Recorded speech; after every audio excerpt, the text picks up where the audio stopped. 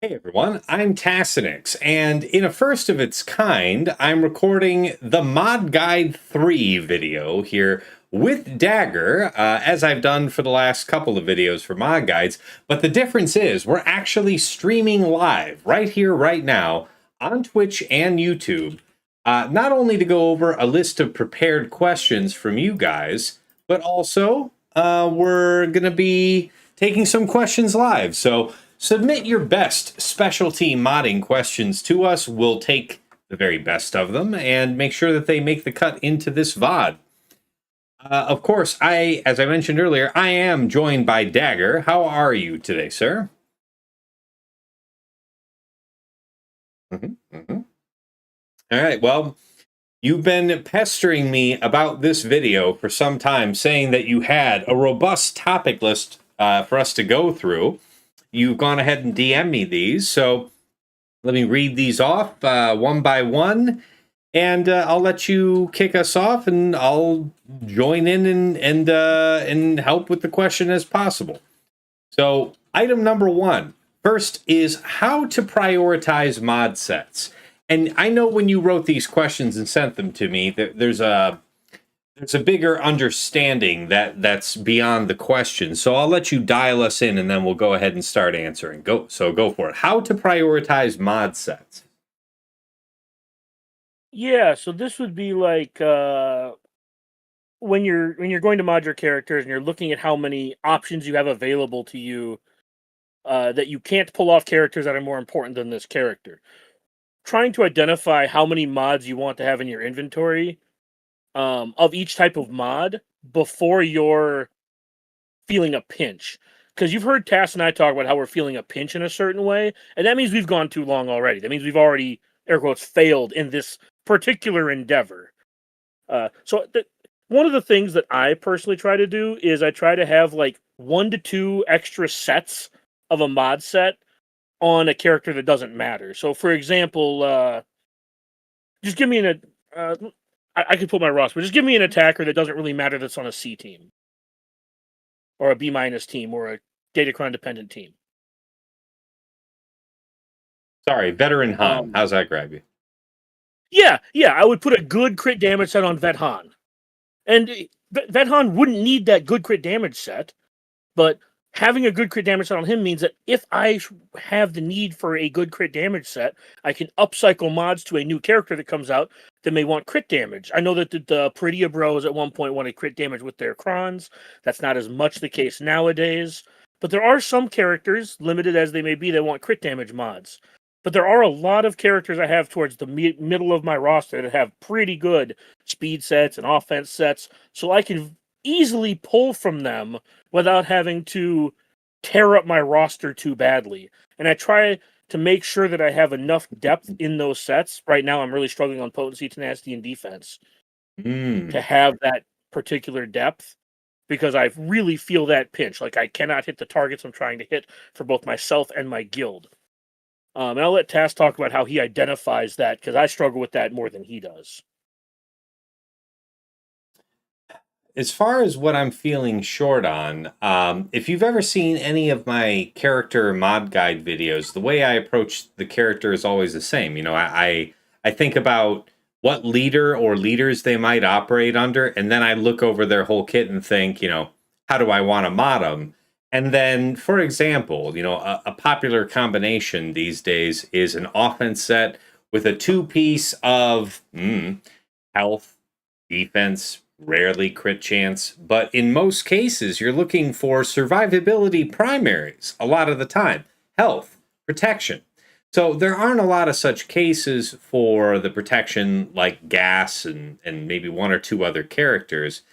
But you know, when you see this type of character coming, you review and it's like, man, I probably don't have a lot of these. So as somebody that likes to mod manually, I'm often looking over, like you can see my favorites on screen right now. I always have some folks up here for different specialty purposes, just to slice up. They've got, you know, 4 rolls on speed, and I can re-roll for the 5th. They're going to be here. Likewise, going from a 4th to a 5th slice of offense, something like that.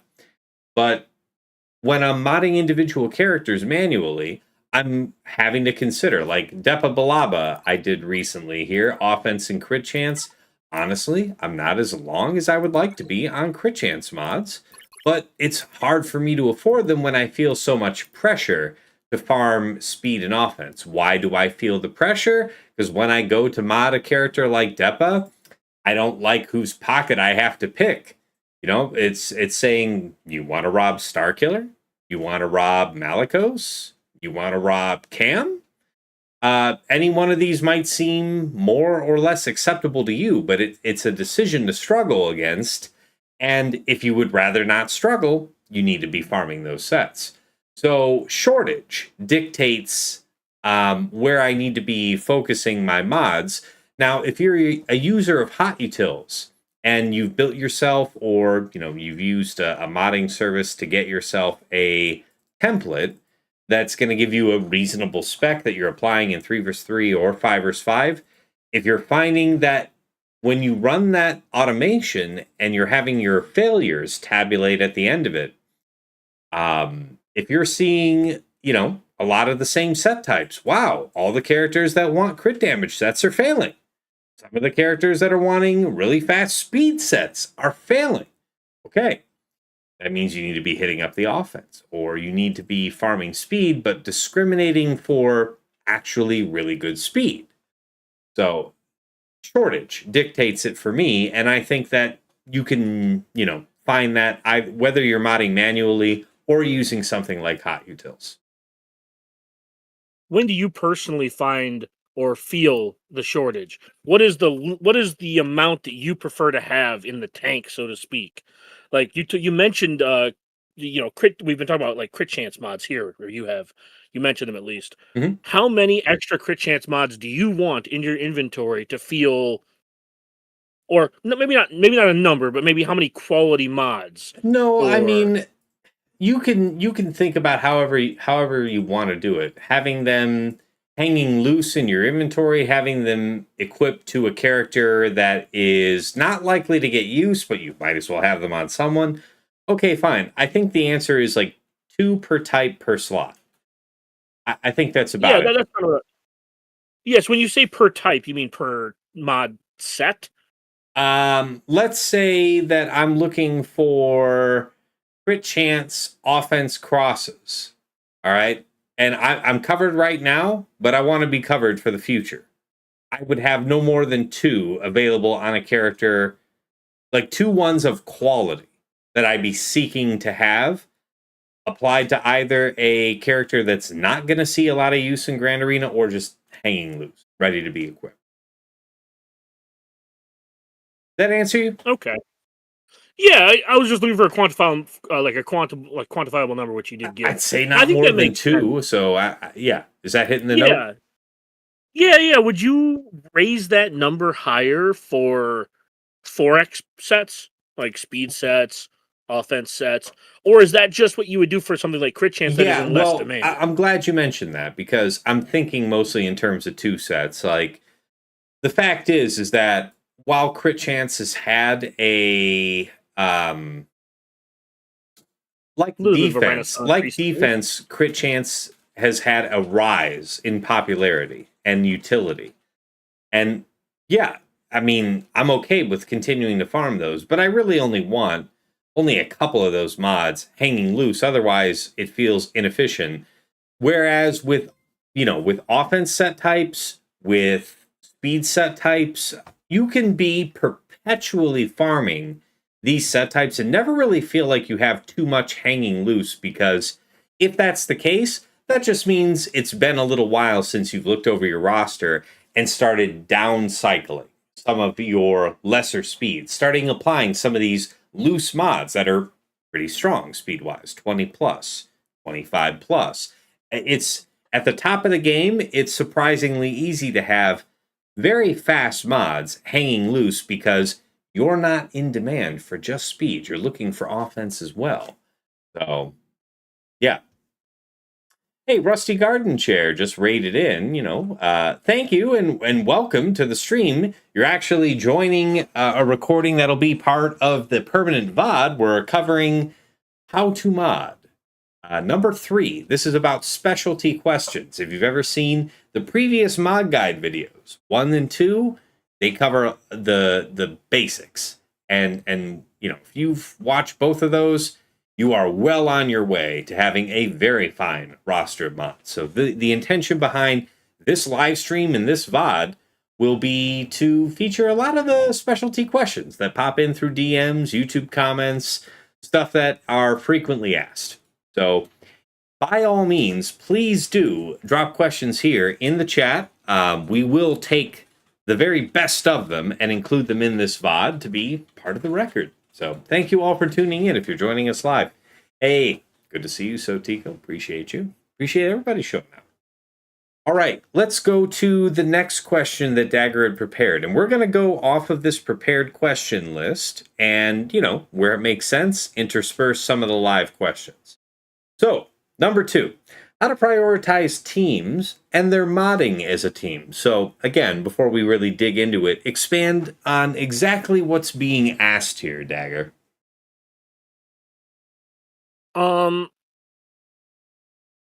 Sorry. The question is how to mod characters as a part of a team? Yeah, if you're looking at your DM with me, your second item, how to prioritize teams and their modding as a team. And I know when you and I were talking about this before we kicked off live, your definitions for each of these questions is a little more expansive than what is written. So I'm going to ask you to clarify. Yeah, so from this was just a condensed version of the question.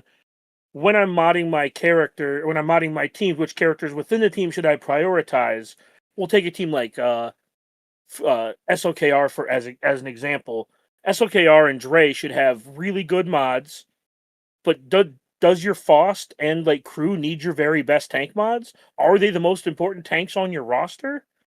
Right? And it's just trying to prioritize some of that because frequently we talk about which teams are the most important and we talk about which teams are the meta in this in a certain GAC season, but that doesn't always tell you which characters you need to actually focus on, or more precisely, which characters you can trim on. Because Hux doesn't really need to be much faster than 280. Officer just needs to be 1 or more speed faster than that. Red just needs to have a bunch of damage and some bulk. And granted, you can you put better mods on them than they. You can improve their mod quality as you go forward, but their mod quality currently with SOK and Dre, their mod quality doesn't need to be quite as high because they're not doing as much of the lifting. Okay, but I'm sorry. Bring it home for me here. What is the essence of the question? Because I kind of got lost in the sauce there. So the essence of the question is, on the most important teams, which are the characters that are the most important to mod, and which characters can you trim on, and is there a way to easily identify which characters you can trim on those meta teams? Okay. For older teams, for simpler teams, the answer is yes. You can identify who the core members of the team are and, make sure that they're modded to the nines, whatever the nines is for what that team's trying to do, and then give merely functional mods to the other members. How do you develop this sense? How do you develop this judgment? I would encourage, if you haven't looked at them before, I do have videos on mod guides for individual characters. And while I don't have videos out for every character by any means, the principle that I apply is the same. The first thing you have to understand are the leaderships that a character might operate under. Then you need to look through its kit, and you'll see that I cover them the same way every time. I look at the leadership, then I look at the uniques that really define how the rest of the character's kit is used, and then I look at the other abilities. And you have to build up your own sense of judgment about what a character does and its significance in the team. You really only get that understanding after you've looked over the entire team. So if you've ever seen me or the rest of the members of the Plotting and Scheming podcast talking about when we're doing a character kit review or something like that, we'll look at a character for what it is, but we're always cautious to draw conclusions until we have the full team. And so, before you're thinking about how to mod an individual character, you need to understand its team. not just the leadership, not just its kit, but whatever other effects are interplaying. That it sounds like a lot, but really, you're going to be using these teams anyway. You might as well read through. Do you have to remember it all on the first pass? Absolutely not. God knows I don't. But it's a cumulative. Sorry. Yeah. Well, I was saying no. I was chuckling because it's like I get accused of not even reading kits sometimes. I'm like, I did read the kit. It's just it's a college thesis now. I read it. I just don't know what the word I'm doing the best I can out here. But the idea is there's no substitute for knowledge, and I think all of us that are passionate about this game, particularly in Grand Arena, really have, intuitively you understand that, right? Like people who have a deeper knowledge of kits have more options at their control. And I'm not saying I see all and know all. God knows. You'll see me on stream. How many times am I looking at insight? There's what I know, and then there's what I'm willing to reference, So anyways, as far as it extends to knowing how to prioritize a team, you have to understand what the characters are in the team. And then when you do, the standouts generally reveal themselves. Like, for example, at the time of this recording, one of the most recently completed teams is the new Jedi Vanguard team under Jedi Master Mace Windu. It's pretty clear to see, a plain reading of the kit is that Jedi Master Mace and Depa Billaba are indisputably the core. You might say that Ayla is an essential third, but you could, in 3 versus 3, that could be Temple Guard, and I don't know entirely how much you're giving up, and then gaining a super strong tank besides. Like, the idea is that when you understand a team, you'll see that it's like, wow, there are core synergies. There might be actual literal callouts in the case of Jedi Master Mace and Depa, or Balin with Shin and Marok, specific callouts, or just understanding a team, knowing that, for Great Mothers, that Morgan Elsbeth is always core with her. They will always be together. You might mix and match your third member in 3 versus 3 and do whatever you want to fill out the 5 versus 5 team, but just from reading the kits that they need to be together and what their roles are in the team. So I would encourage you, just dive in. If kits look large and look intimidating, take a first pass, take a second pass tomorrow, take a 5th pass a week from then. It's a cumulative effort, and it'll stick eventually. You'll see it. I think it'll stick out. Does that kind of faithfully answer the question in your view, Dagger, or do you have something to add on? No, I think that's a really good answer. I think that's the best long-form answer someone could ask for the most part. One thing I will add to it, though, is you mentioned 3v3.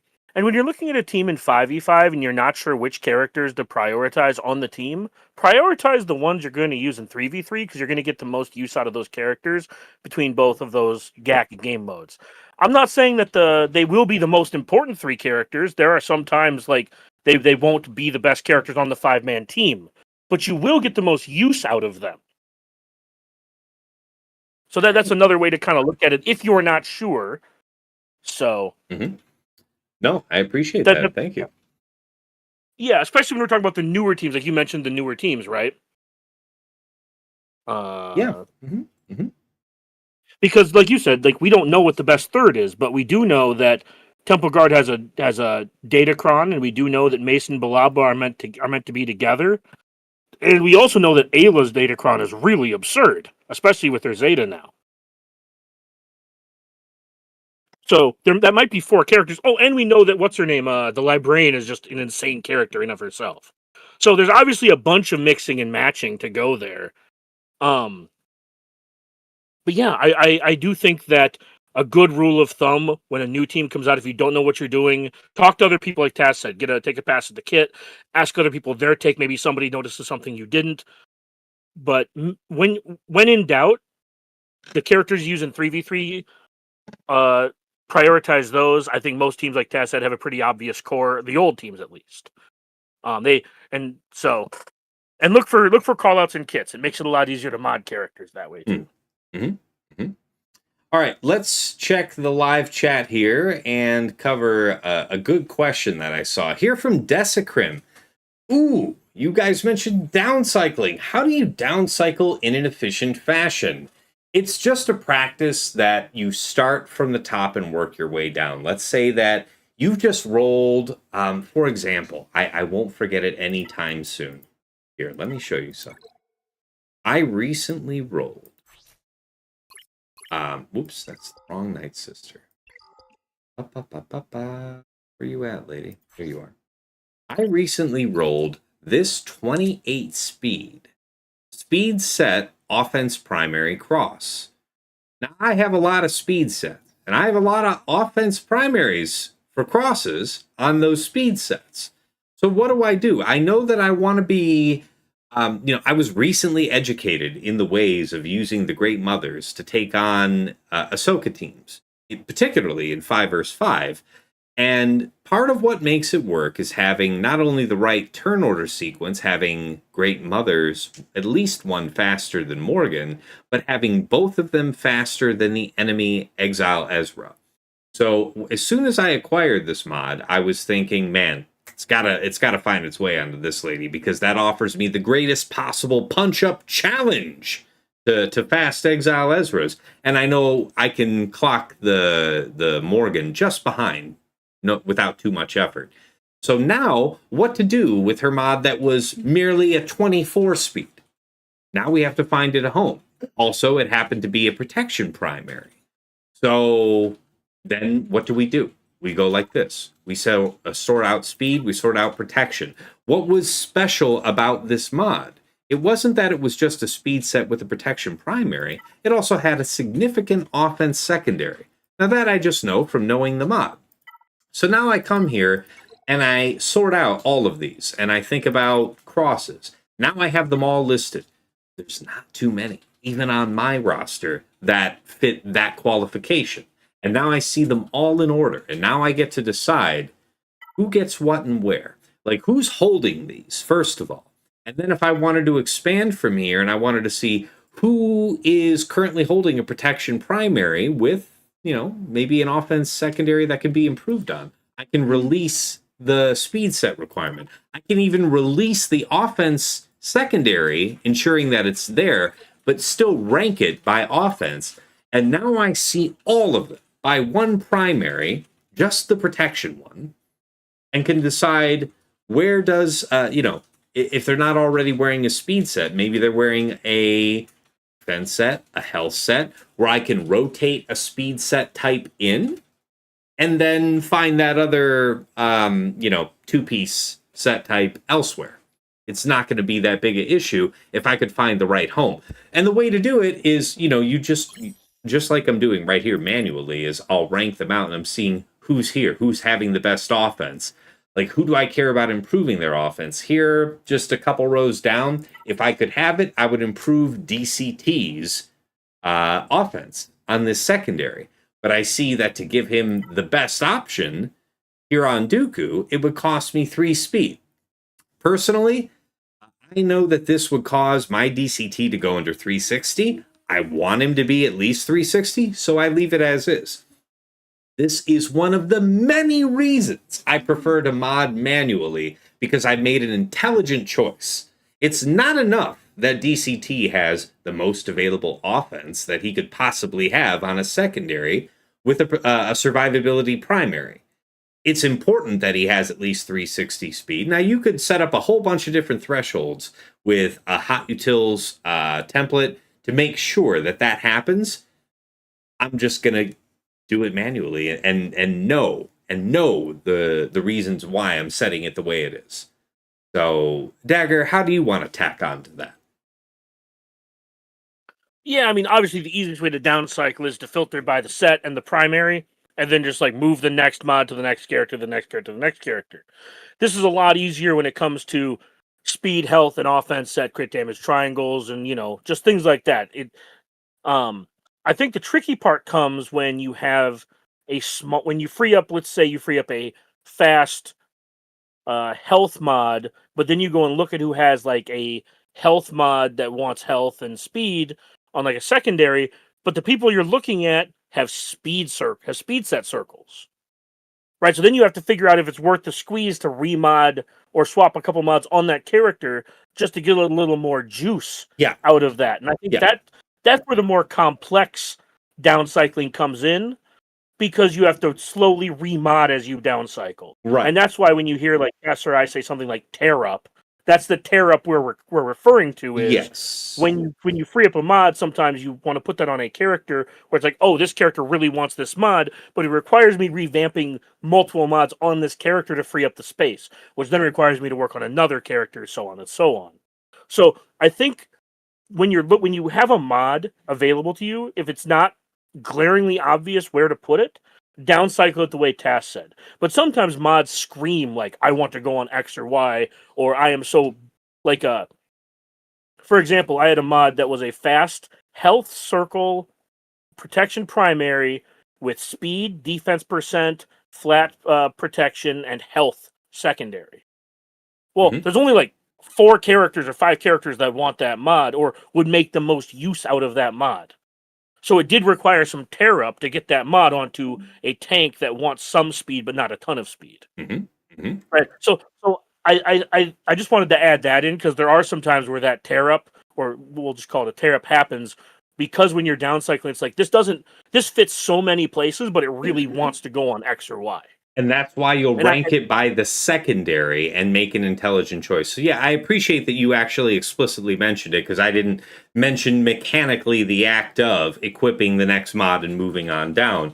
But the idea is, it's just like how I made the comparison with DCT. So if I decided that I wanted the offense more than the speed, then I'm taking the mod from Dooku and I'm deciding, does Dooku want the mod that DCT had him on him 1-for-1? Or am I now looking for who could really make the most use out of this speed? Because we can agree, looking at DCT's cross here, it isn't the offense that makes it exceptional. It's the speed. We already have protection primaries filtered, so we could sort by speed and see how it ranks. And now we're thinking about how to assign that out.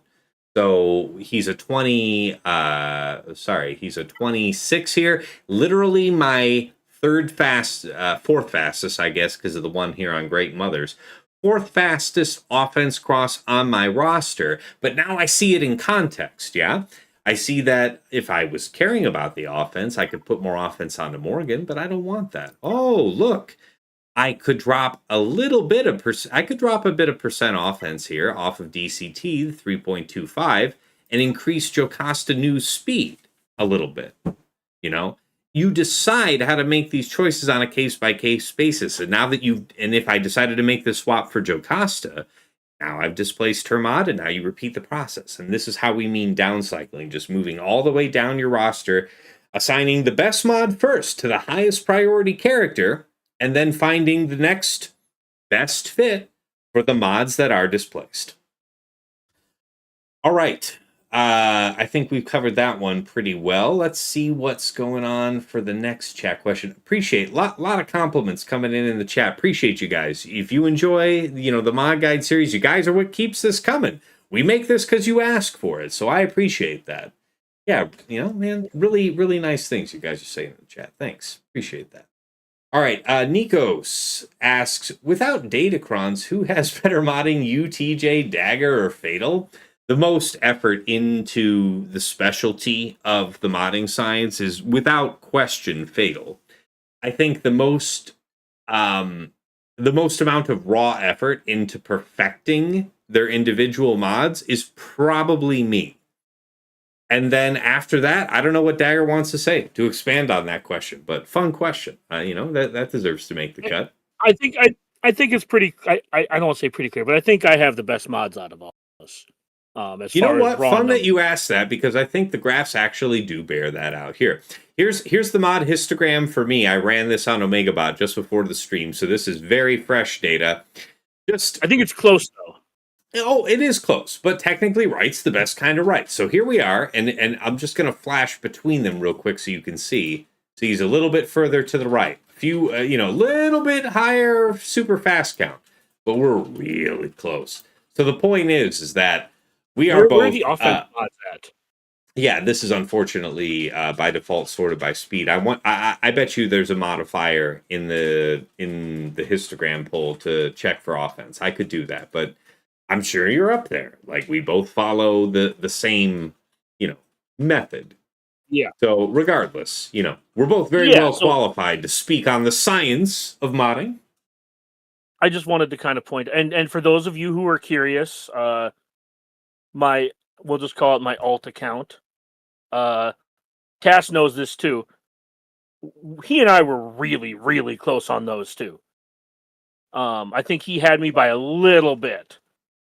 I think he had like 5% more than I do, and now I have like 5% more than he does, kind of thing.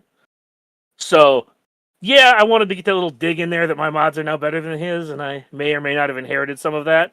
Mhm. But it's not like my old, you know what I mean? It's not like my old mods were like bad. Mhm. Mhm. just to, but now I get to have that little added flex of, yeah, I think I have the best mods on plotting and scheming. All right. Fatal definitely has the best, like, I would say curated collection Well, of the most mods. focus, I mean, assuming that he actually has the opportunity and time and the uptime of hot utils to actually remod his roster in the last, I don't know, 30 minutes before GAC lock, which is his Yeah, way, assuming that that yeah. actually all works, he has some of the best tailored, focused mods of anyone in the game. As far as meticulousness and just like sheer, I mean, I'm trying to think of like a G-rated way to say this, but the painstakingly like hard wrought mods that Tass has that are so incredibly specialized for what the mod does very specifically.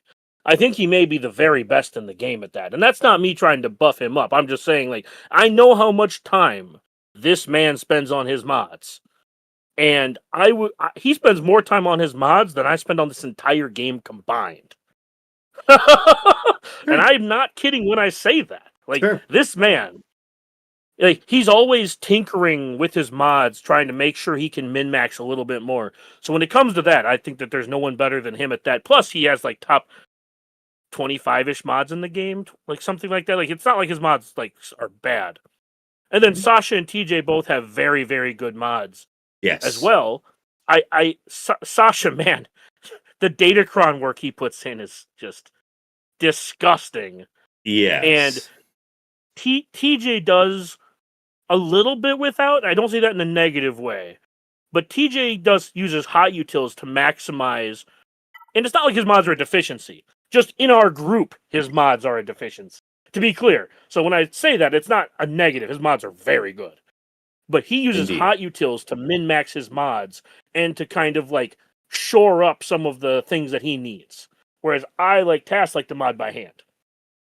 It's such a pleasure to do, and I see a bunch of you here in the chat confirming. You like to mod; it's part of your favorite part of the game.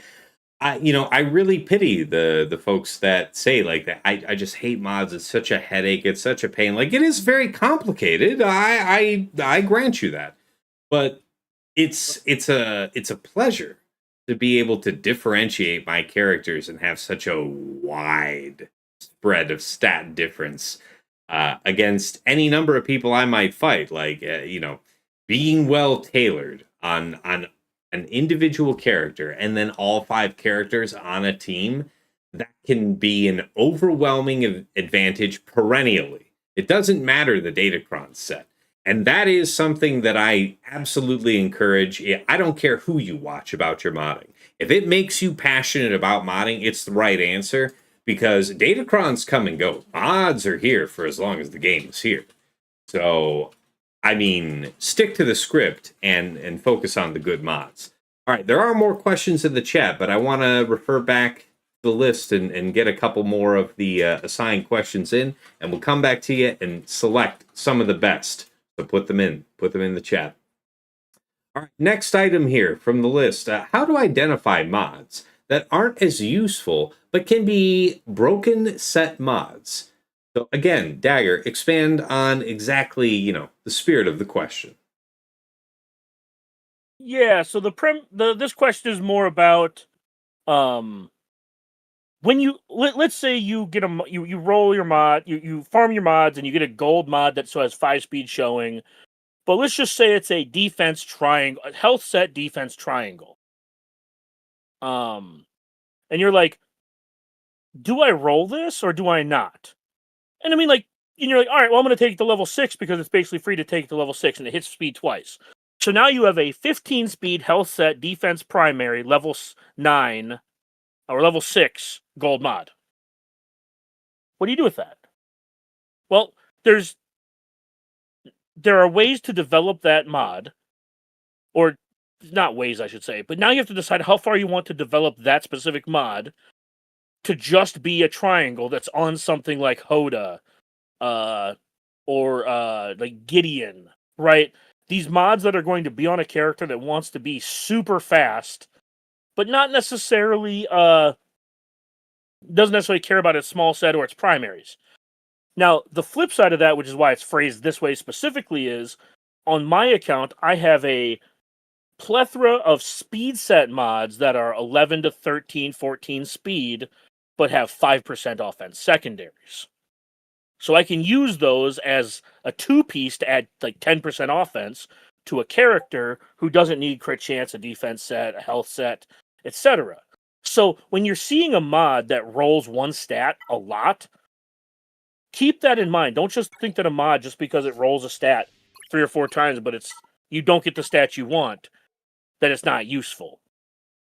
So I don't know if you have any examples offhand, Tass, to kind of show the people. Actually, something immediately popped to mind. So I think a great summary of this is exploring the uses of Extrema, mods that are focused by their secondaries into very specific, not necessarily what you were looking for in that set stats, but it is what it is, yeah? My favorite example is this circle. It immediately came to mind. It is a speed set.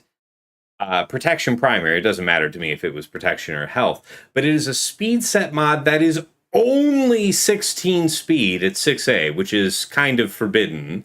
If you've watched mod guides 1 and 2, I would be generally disinclined from a mod that was only 16 speed by the time that it was 6C. So after you take it to 6 dots and you roll it the next 2 slices to blue, if it didn't hit speed again by that point, I'm not saying I'd sell it. I'm saying I'd probably stop. I wouldn't be in a hurry to add the next 2 slices. Nevertheless, this mod revealed itself to be damn near 8% offense on a secondary. And you know, it ended up that it didn't roll later onto speed. It ended up going to to percent health.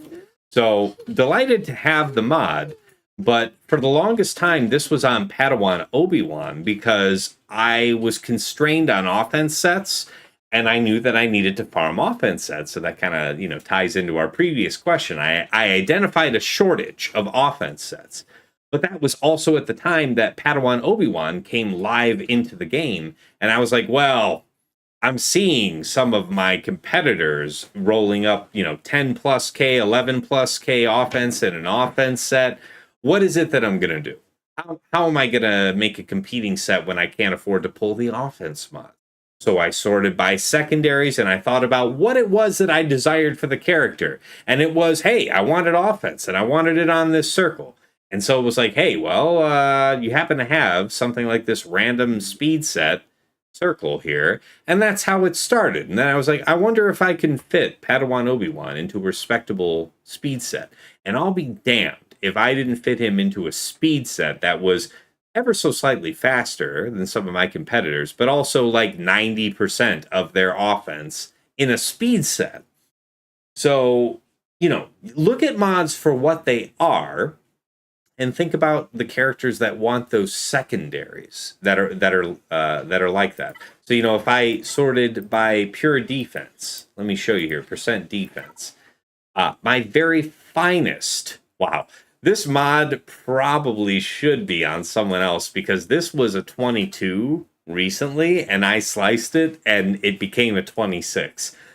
But you can see here, just thinking about offense, defense, tenacity, potency, any of these highly desirable secondaries for most of your top characters, you got to think and sort them like this, be like, does this really need to be here? Because let's see, just in speed set, let's go ahead and narrow this up just for the sake of argument. Let's show you live. So 26 speed on this is General Syndulla, I want to say. Please let it be General. I think it's actually Hera, if I'm being honest with you. So it's better than the one that I have on Watt, but Watt's already 350. He's already a bit overtuned. This is super high defense with a smidge of offense and crit chance. So you have asynchronous stats for two of the secondaries are opposing. Excuse me. Crit chance and percent offense are not desirable on a mod that is otherwise fast but having a huge chunk of defense. This is a tanks mod, right? Nevertheless, let's see. Balin is wearing a 26, same speed, but how much less defense? Considerably less. So, in fact, just by sorting this like this, and you could do this periodically looking through your own mods, I just found an optimization I wasn't looking for. I can swap this out. The little bit of health that I'll lose dropping this is okay because, quite frankly, one of the best stat profiles for Balin, whether you're using him on offense or defense, is to put him with a Datacron that has offense on. So just a little bit of offense, a little bit of crit chance besides, it's welcome. So look through your mods, sort out general primaries, and then sort by secondaries and look for opportunities. Anything else you wanted to add on that one there? Oh yeah, I DM'd you a mod. I made this mod this week. Hold on. Sorry, I clicked League of Legends. Did you drop something in the chat? Ooh. I DM'd you a mod. And it's a good example of this. So, yeah, if you're seeing this on screen right now, it is an offense set type, protection primary, 27 speed, but it has a flat offense, which is, whatever. It's okay. All right.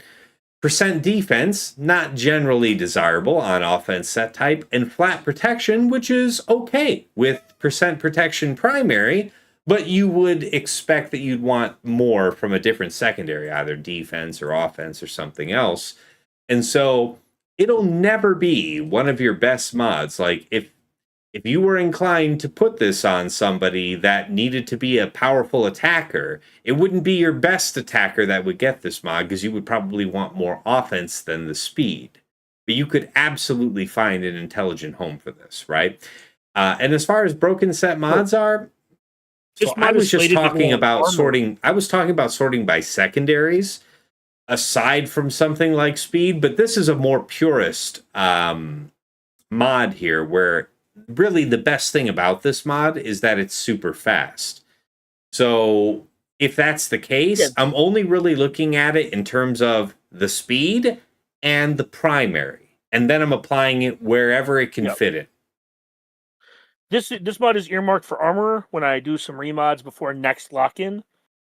But yeah, I just made this one and I wanted to use this as an example of I'm not taking this any further than this. Mm-hmm. And I wasn't going to take this past blue no matter what it hit, like Tass said. Yeah. But I was going to give this a couple tries because this was a 4-roll 22, and I got that 5 to go up to 27. So yeah, I was absolutely going to put a couple of slices into it to see if I could spike a speed roll, which I did. And this is one of those where I don't need this type of mod generally on my roster, but when I was farming offense mods, I found this. It was a, gold or a 5A 5-speed showing, and I took it to level 6. I'm like, oh, sweet. It's 15 speed. Took to level 9, or it was, and then it took level 9 and it went to 21. I'm like, all right, taking this bitch to 15. 60 it to 22, and let's take a couple of shots at it to see if we can get it to 27. So, just to kind of give you an example of, I take mods to 6, even if they're, except defense primaries. I don't touch defense primaries. You couldn't pay me to touch defense primaries. I understand that some people in the chat may have good defense primaries. Shout out to Arj. I think he has a 30 speed defense primary. And fuck So him for having it, by the way. All love to yeah, you. You know I value very much, Arj. Also, fuck you. yeah. But yeah, you won't catch me leveling up defense primaries. That's just cue the Wakanda gif of we don't do that here. But that was my example that I rolled this week specifically as of a mod that I'm going to be putting on Yeah. someone as a broken set. And you're applying that I- to armor precisely because she wants a bulk primary, either protection or health. You want to have a consistent scheme regardless. But if you're going for protection, then yeah, that would be desirable. And then the number one thing you would want after that is speed. So that's the very same intent. You know, you're thinking about the primary first and then how to make use of the signature secondary on the mod.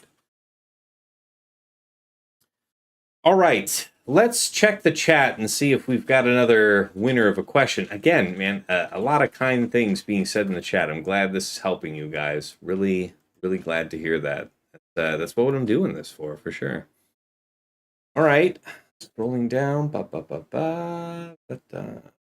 Yep, a couple of you talking about how you follow the best practice of farming through the 100 crystal refreshes every day for mods.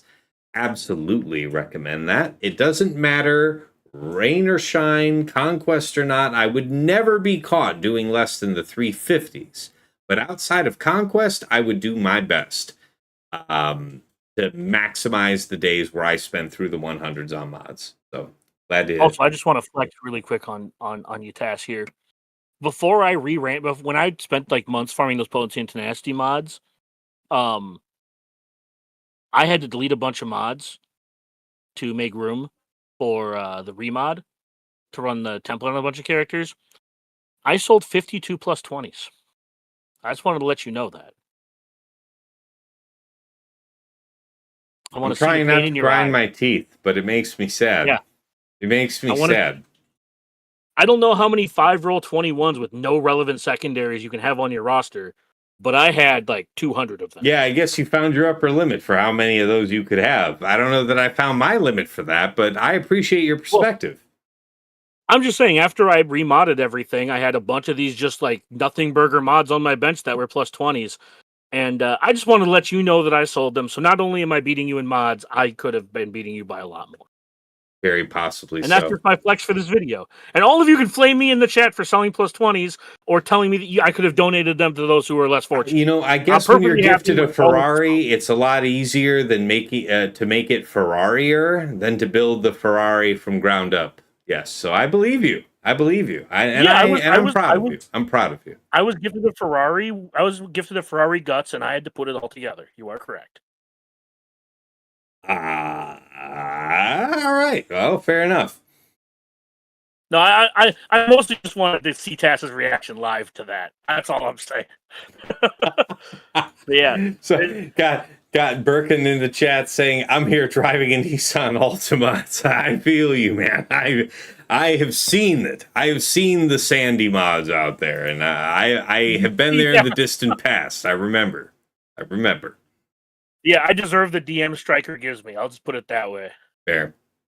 All right. I deserve all of the DM. I'm not seeing a lot of other specialty questions in the chat, so again, get them in, and we'll be sure to include them in the chat here. But the next item up here on the list is how to identify which characters may want a broken set. Well, first of all, I guess I'll give you the opportunity again, Dagger, to expand on that if there's something that needs to be, further explained in that question. Yeah, so this is literally one of the most frequent questions I get from people who just have mod questions that DM me or tag me at different places. And it's, hey, I have this mod that could go on this character, but it would break the small set. Usually it's like crit chance sets or health sets that they're worried about breaking. And they ask, it's like, hey, I have this attacker and this like circle I have that's tenacity with like whatever has like 5% offense. Is it worth breaking the crit chance set? And the answer to that is usually yes. If you wonder if it's worth breaking a small set, it probably is worth breaking the small set. because we've been so conditioned to not break them that the moment you think of, is it worth it? That's something in your head telling you that this mod is worth putting on this character or something along those lines. So that's a pretty frequent question I get, specifically when it comes to crit chance and health mods, because those two mod sets don't offer as much as you think they offer as far as a small set. Yeah, As in, you can make up for those on a secondary relatively easily. yeah, Maybe not I easily. agree. I think though that it does apply to some two sets more than others. For example, I think the modifier that I would make on your previous statement was if you're thinking about breaking a two set on a character because you want one of the secondaries more, whether that's speed, offense, defense, what have you. The question is, why did you have them in that two set in the first place? If the two set is 10% health because this character belongs under a leader who also gives bonuses to health, then you know that you're giving up, the 10% health and then the synergy into the leadership. That's okay. That's some loss, but when it comes to specifically, as Dagger was mentioning, if they're wearing a two-piece of crit chance, question why? Because you're generally putting a character in the modern game in a two-piece of crit chance because they need it. They need to have 30, 40% crit chance added through mods to viably critically strike. And for you to justify that crit damage triangle, you better be sure that if you're not getting it by the two set, then you better have some banger secondaries to compensate, and then it's okay for you to have the added speed, the added offense by, whatever broken set mod you're including, forsaking the two set bonus. So that's what it is. You really just have to first consider, why are you in this two set in the first place? And if the synergy is only minor, give it up. Take the speed, take the offense, take the defense. Where it makes sense within a character and within its team, maximizing extrema is what this is about. That is what modding is about, right? You're thinking about what they make the most use of, and then you're just seeking that and trying to push it as far into that corner as you can. And, prioritizing it downshifting the same mods as we mentioned earlier, all of that. Anything else you wanted to include on that item, Dagger? No, I think you cleared up a gap in my logic, and I think that's good. I do think that specifically crit chance mods are less relevant than most people think, unless it's something like Master Qui-Gon, where you're trying to actively add, like Tass said, like 40% crit chance, because you can generally find 20-ish to 25-ish% crit chance on secondaries throughout your 6 mods. I don't find that to be a difficult ask obviously for us, but even for the majority of people that I talk to, I don't find them finding that much crit chance being a problem. Health also has diminishing returns, as Tass mentioned, in the sense that 10% isn't a great number, or isn't a massive number when a primary. Yeah, it's not determinate. Yeah. Yeah. Mm-hmm. I do think that frequently you're not going to have broken sets, but I think that there are some, especially on good attackers, like physical attackers specifically, you're just going to put whatever good offense secondaries you have on them. I remember back in the day, JKA was just where I housed my two very best offense primary or offense secondaries that just didn't have a home. Yeah, completely fair. All right, let me check the chat here for some questions. Really nice comment there. Anthony Flores says, your trench modding guides have helped out my guild a lot. We all appreciate your help from Armageddon. Glad to hear that, man. I Awesome. really like the trench team, and my pleasure to be of help. I'm just sad the team sucks in GAG. Yeah, it has its moments. But yes, it is currently, as of the time of this recording, out of season. So the time will come up. All right, let's see here.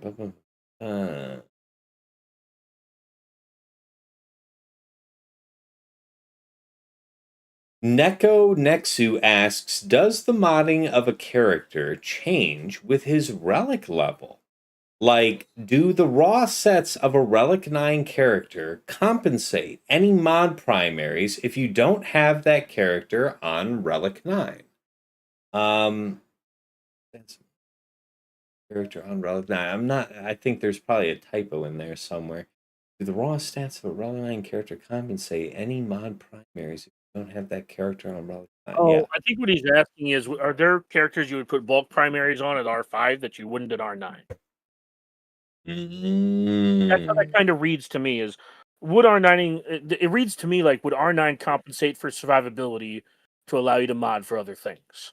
And I think the answer to that is sometimes yes and sometimes no. Well, the Because answer is sometimes certain. Well, the answer is certainly yes. If you were otherwise inclined to mod for offense and you're willing to relic up somebody to Relic 9, you absolutely are getting more survivability. I don't care any which way you slice it. You will have more survivability yeah, for the relic supplied. But if you're talking about getting value for your relics, particularly for Relic 9, you are absurdly benefited by going for a protection primary.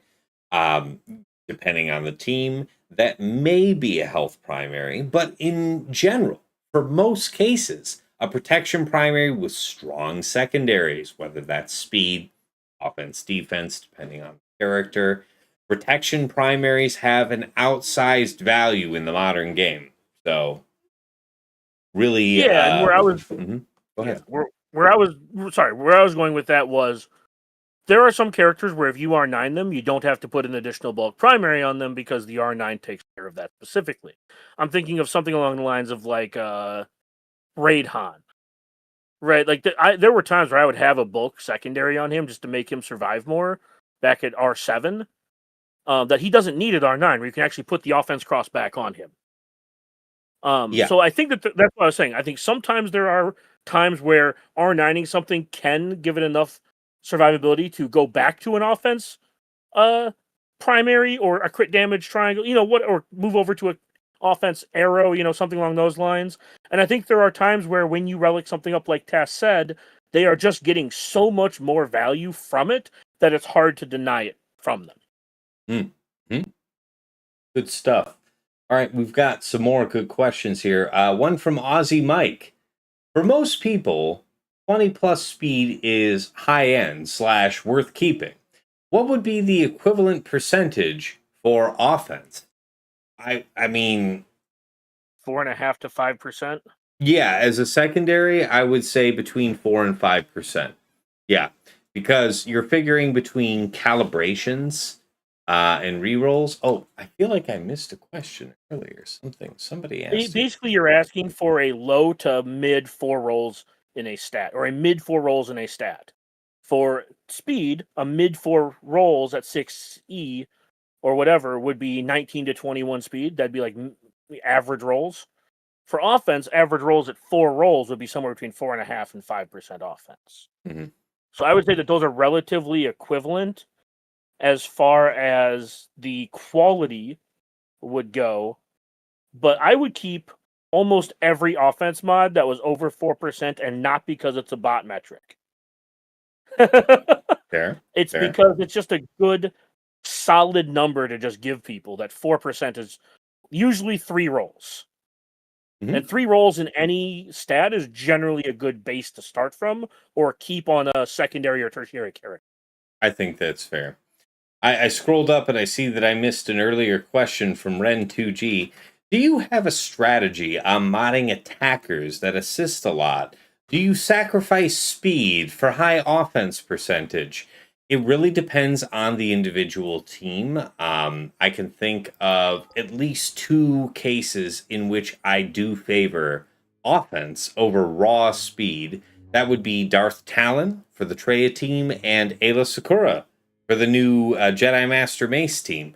I have her at minimum 260. I would prefer her 270. I want to say she's like 262 right now, but her offense might be among the very top characters in the game, in a crit damage set, because she is kicking. I want to say she's just over 8K, right? Let's see. So And while he's looking, I would say I would say that my answer would be dependent on multiple things. Number one, please. how impactful are the individual abilities that the character has? For example, Snips, her abilities are not overly critical to be used. Like the buttons themselves don't Yes, need to be pushed. I like where you're going. Please, yes. Yeah, so she doesn't need a ton of speed to make up for that when she's assisting all the time. But there are characters who do assist, see like Depa Balaba or Mace, right? They assist, and you do want them to push their buttons. So you don't want to remove that much speed from them. And there are a lot of characters like Ayla, for example, where there is an argument to where you don't have to actually mod her for that much damage because the effect of her basic and attacking out of turn is what you want her to do. The stunning on basic, the calling an assist, right? That's what you want from her. So there's an argument to making her bulky so she just assists more as opposed to does more damage. Dooku's another one where you mostly just want him to be bulky because you want him to just stun people repeatedly with his basic. Mm-hmm. Now, it's Right? So it interesting really that you say that because characters like Dooku are not important so much for their damage, but for I need you to keep doing all the stuff in your kit, actively, passively, all of it. So in those yeah. cases, maximizing for survivability makes sense. But I find it interesting, and I think it's a worthwhile point to debate between us here. Depa, because of all of the assisting she does, I actually skewed for the offense primaries because, yeah, let her hit all the harder every time she's called to doing anything. So why is it that your intuition lent you towards more survivability primary for her? No, not for her. I'm talking about for Ayla. Ayla is the Oh, one whose kit is you're abusing. Right? okay. She stuns on basic and then she calls an additional assist when she attacks out of turn. Right? Hmm. So that's what I was talking about modding her for bulk. I was saying that Depa, you want her with damage. Or at least that's what Okay. I tried to say. Is that Depa and Mace, you do want them to have speed and damage because Mhm. you want to push their buttons and you want them to do damage. Where Ayla is more utility, where her Zeta gives out stats, and you want her to be more of a utility piece where she's creating some CC and also calling the other damage dealers to attack more. Um, so that's kind of what you were saying about identifying the role of the character who is attacking out of turn or is being called to assist. Mm. But I think generally when a character gets called to assist a lot, you are generally modding them for something um different than their kit might otherwise specify. Also, bear in mind when you're modding characters for their attacks out of turn, there's a lot of characters. Well, specifically, I think Gas does it in his passive, where he stops you from critting when you attack out of turn. But also just remember that when you're calling someone to assist, the damage cone shrinks when you put an offense triangle on them. Now, I'm not saying there's anything wrong with having a crit damage triangle on someone, but if someone is literally assisting every time somebody moves, you can decide whether or not you want the consistent damage that's more of a peck or an occasional stab and then some pecks.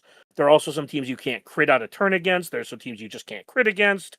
So also bear that in mind when you're modding these characters, because a lot of the time, let's take Padawan Obi-Wan for example. One of the reasons you have him in the crit damage triangle is because you pick your spots when you use his big hits against things like Rey. And you are choosing to do the big hits when they don't have crit immunity. So the crit damage triangle does matter. I know that that's not quite in the spirit of the question. I'm just using that as an example to kind of determine whether or not you want the crit damage triangle because you don't always get to determine whether or not they attack someone who can be crit. Good stuff. Good answer. I like that.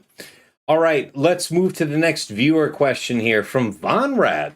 What's the point where you stop trying to recalibrate a mod? I love this question. The answer is it is an ever changing priority. I will show it to you. I recently recalibrated for the very first time. It was only just a couple weeks ago. My very, very first 150 cost recalibrate.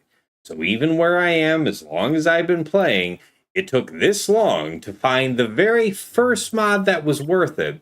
And it was calibrating this last crit chance slice in hopes that it would hit speed. And I'll be damned if it didn't hit speed. So we finally got it. This one's a dead duck. I'm glad it finally hit right, but now it is worthy of the highest calling. It was like a 21 speed, and it used to be on Dash Rendar. now it proudly serves on Lord Vader, right? It is a mod worthy of the top of the roster. So as far as the question goes about when to stop recalibrating, first of all, if it recalibrates to one of the poor stats as far as secondaries goes, because to be sure, most of the mods that I'm working with at least have two highly desirable secondaries. It's going to be speed plus defense, plus offense, plus potency, plus tenacity, some plus crit chance, something of the kind. Yeah. So where I can get that, if I calibrate and I get up, to four of the desired stat, and then the last one hits, and it's like, to recalibrate again to go for the fifth slice, it would be 75, 100, or finally 150. To the back burner you go. For me, it's not too much a sacrifice to put a 15, a 25, or a 40 cost calibrate for a very desirable stat.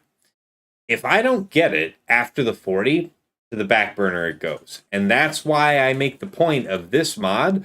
I've had this mod for years. Like 4+ years have I had this mod, and only recently have I found the time and the opportunity where I didn't have a better mod to go for. That was a 15 cost calibrate, a 25, a 40, a 75, or even 100. And that changes on an almost daily basis for me because I'm a mod obsessive. I love working with this stuff on a daily basis. But the fact is that at that time, there was no better candidate mod to get a lesser cost reroll. And so finally, the circumstance emerged where I could justify applying 150 calibration materials, knowing that the crit chance could have rerolled to dud crit chance or to dud health. But it instead chose to roll 4 speed, and I was delighted. So hopefully that helps on that one. That's a great question, though, Von Rad. Dagger, what do you have to add on this?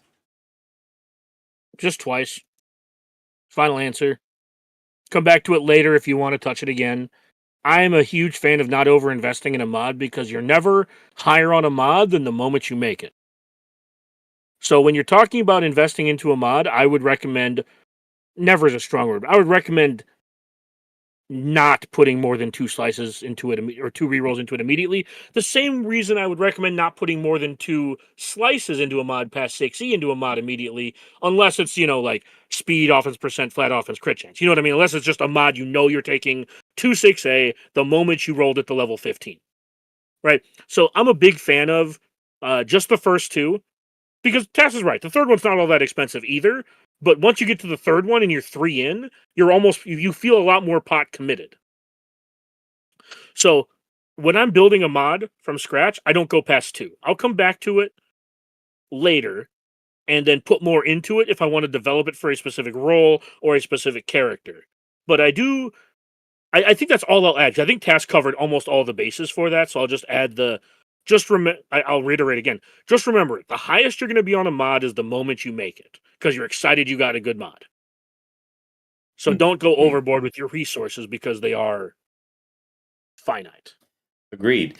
And this is a point that I remember us covering at some length in Mod Guide 2, where we're talking about, there is a point where you're working with a mod, and okay, it's hit this far, and to take it up the next 2 slices, or to take it up, in this case, the next 2 calibrates, would be pretty expensive. And it's not that you can't do it. It's not that you shouldn't do it. It's that you probably have other really decent candidate mods that would take less of those materials to get the same amount of distance. So it could take you quite literally years to work through all of the mods that are more deserving of the 15, 25, 40 cost calibrates before it makes sense for you to really think about who's worthy of the 75, 100, 150. The time may come, but as long as you're prioritizing and thinking in that view, it's like, man, I mean, for the cost of 150, I could go for two rare slices at 75, for recalibrating. That's the way to think about it. This is a maximization game when you're doing calibrations, right? So think about your calibration materials that way. All right. Let's For what see. it's worth, and I'm not gonna sit here and claim I did all of them. My account has 10 mods that have no calibrates left. And I could Yeah, put them all on screen for you to see, but they're all 25. Well, the slowest one is 27, and the lowest offense is 4%. dig it. Right, so they're all Nasty. just really fast mods with. Well, this one actually is an offense primary, so it has a 5% health. Nasty But work. yeah, they're all just really, really good mods. Nasty. All Yeah. right, good stuff. Okay, next viewer question. This is a good one from Grandmaster Veers. Do you still farm crit damage mods nowadays? Or do you just rely on whatever you passively get from the mod store, events, etc.? Since offense mods are much more versatile and the damage difference is minimal, he's saying he recalls it being something like 4%. Only if I feel like the characters that I have modded in crit damage are underperforming. If I want more from them, then I have to give more to them. And so I'll throw the couple odd day here or there towards crit damage mods. Uh, I would say outside of that, I would prefer to have better offense mods. Dagger, anything from you? I would say that if in a perfect world, I would want somewhere between 8 and 10 good crit damage sets. I only use like 5 to 7, but in a perfect world, if you could like curate a number of sets for crit damage, you would want a maximum of like 10 at this point in the game. So So quite that's 6. seriously, 40 top end crit damage mods. So when you're looking at your roster, I don't think that you really need that many crit damage mods. So I personally don't farm all that many crit damage mods. I don't have all that many either, but there also aren't that many tunes that want the crit damage. That being said, there are characters that they're printing. God, talking to Fatal too frequently. There are characters they're printing or creating that can crit with damage that is not offense based. And I think that will drive the demand for crit damage mods a little bit more. I'm talking about like Master Qui-Gon, GMY, like General Grievous, right? These kind of characters that specifically in the critting on health percent damage for Grievous and Qui-Gon. Right, where I think if we start seeing more characters like that, I absolutely think that we'll have to prioritize crit damage mods more. But just remember that crit damage mods, the easiest way to describe this to people is when you're doing damage, you're doing a cone of damage. You have a high number you can hit and a low number you can hit. Crit damage mods give you a wider spread of damage.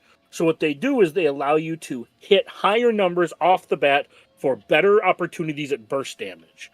An offense has a smaller cone, so you have a lower ceiling but a higher floor for your damage. Now, there is more nuance to it. That's just the barest bones ways to explain it, which is why most characters typically want offense sets nowadays, especially with relics and stacking offense and things like that in kits.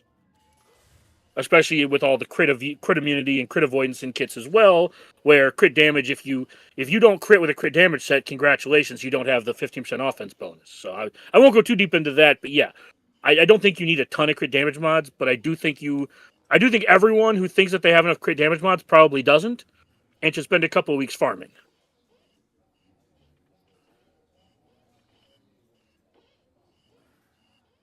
Hopefully that answers the question.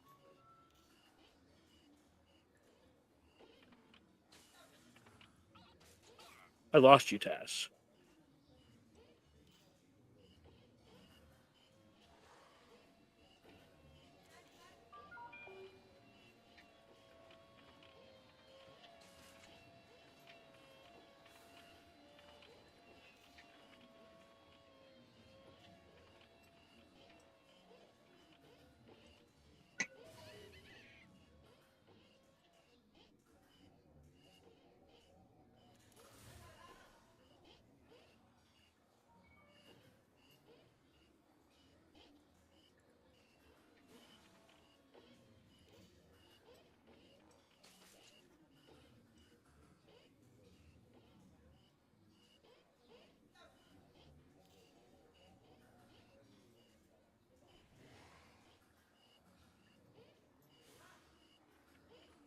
Oh shit! I just realized that I was muted this whole time. Where did I lose you?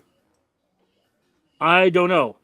I messaged you when when I lost audio about 20 seconds after I finished talking. Hmm. Well, appreciate the chat notifying me. You can just say that when I've gone ahead and just screwed myself over. But yeah, that I didn't was know. I didn't know if it was me or you. That's why I DM'd you saying I lost yeah, it was audio. I didn't definitely see the me, chat. my man. All right. Well, hey, I Yeah. mean, as it's all a part of the permanent record,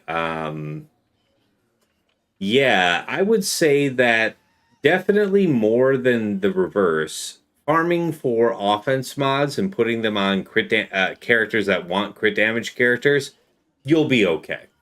I would say that, Yep. like Dagger said, there's about 10 characters for which you really truly want to have crit damage sets. And even if you didn't have them, putting them in offense sets gets you most of the way there. I'd say that you're leaving something like 10 to 20% damage on the table. I don't know if you want to Oh, it's less expand than on that thought, Dagger, but it feels like it's yeah. something like that. It's like 4 to 7% damage you're leaving on the table Hmm. Well, total. if that's the case, I mean, I really think that for most people in most Well, circumstances, I'm talking about per hit. To be clear, I'm talking about per hit. all right. That I'm adds up over the course of a fight. well over the course of the fight. What's the difference? Well, it depends how many turns they take. I said 4 to 7% per turn. Okay, fine. You do the math in there. Okay, fine. Fair enough. I appreciate it. Sorry. Um, but yeah, I think that if you think that you have one of those characters, like I don't know, I feel like JKA only has a couple turns that matter. That's really the determinant for me. If you're only getting 1 or 2 turns the whole fight, and you're an attacker, I am considering crit damage set for you. I want to see how Mhm. feasible it is for me to force you to crit because if I know you're only getting 1 or 2 turns, I need you to be as punchy as possible. And outside of that, I would assign you the finest offense that I could and know that I'm really not giving all that much up. So, sorry about the long mute, guys. All right, let's get back to the question list that we had prepared. Let's move to the next step. Modding tunes for what they don't give themselves. This is an interesting topic, Dagger. I'm going to let you expand on what that means, and I'm going to step away for just a quick second while you do that. So go right on ahead and explain to the people what you mean by that and get us started. Yeah, so Tass frequently talks about modding characters for what they don't give themselves, and it's not just Tass, right? Like there's people that do this all the time. Like Phalos's a big proponent of modding most people for bulk because they don't give themselves all that much bulk. So frequently, what you're trying to do is if a character wants to, all right, I'll kind of back up a little bit. My Padawan Obi-Wan has a protection cross on him because he sometimes struggles to survive in longer fights with Queen Amidala, especially against teams that have stacking offense. So, and against Saw in the current metagame, having him in a primary helps against Saw's level 6. So, modding him with that protection cross, with I think I have like 5% offense on it, you're only losing about 3% offense, but you're gaining 24% protection. So, I'm modding him and giving him something that his kit doesn't inherently give him, or that he doesn't give himself to a high enough degree that I'm satisfied with the results.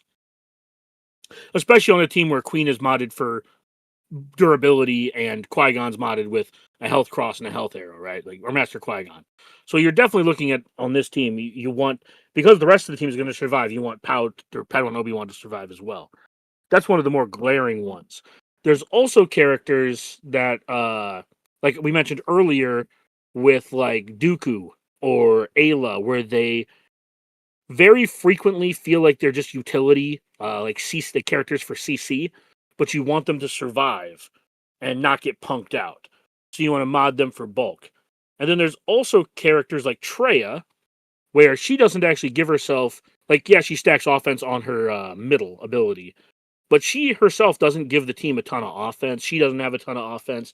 So one of the easiest ways to get a lot of value out of her alongside Savage is to give her an offense set so that Savage can help her ramp her damage to actually do a meaningful amount to actually threaten the team that's trying to kill them.